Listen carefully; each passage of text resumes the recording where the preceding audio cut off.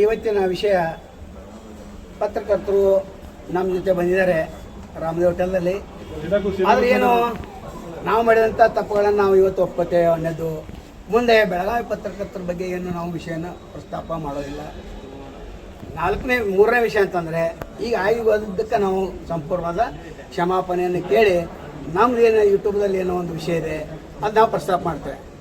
ಆದರೆ ಏನು ಆಗಿದೆ ಈಗಾಗಲೇ ಏನೋ ನೋವಾಗಿದೆ, ಎಲ್ಲರಿಗೂ ನೋವಾಗಿದೆ, ನನಗೆ ಗೊತ್ತಾಗುತ್ತೆ. ನೋವಾದದ್ದಕ್ಕೆ ಕ್ಷಮಾಪಣೆ ಕೇಳ್ತಾನೆ ಆಯಿತು. ನಾನು ಲೈವ್ ವಿಡಿಯೋದಲ್ಲಿ ಕೂಡ ಇವತ್ತು ಆ ಕ್ಷಮಾಪಣೆ ಕೇಳಿ ಇವತ್ತಿನ ವಿಷಯ ಇಲ್ಲಿ ಮುಗಿಸ್ಬಿಡೋಣ. ಮುಂದೆ ಹಿಂಗೆ ಆಗದಂತೆ ನಾನು ನೋಡ್ಕೊತೇನೆ, ಅಷ್ಟು ಮಾತ್ರ. ಏನೋ ಮಾಡಿದ್ರೆ ಡಿಲೀಟ್ ಮಾಡಿರಿ. ಇವತ್ತು ಏನೇನು ಮಾಡಿದ್ರೆ ನಾವು ಇಲ್ಲ ನಿನ್ನೆ ಮಾಡಿದ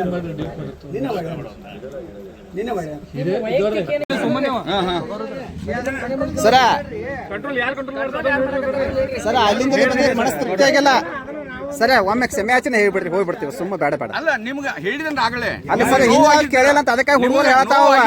ನಿಮ್ಮ ಪತ್ರಕರ್ತರಿಗೆ ನೋವಾಗಿದ್ರ ಅದಕ್ಕೆ ನಾ ಕ್ಷಮಾ ಕೇಳ್ತೇನೆ. ಇನ್ನೇನು ಹೇಳಿ ಕಂಟ್ರೋಲ್ ಯಾರು ಮಾಡತ್ತಾರ ಸರ್? ಅದು ನೋಡೋಣ. ಈಗ ಏನು ಕೇಳಿದಾರಲ್ಲ ಹೇಳಿಲ್ಲ.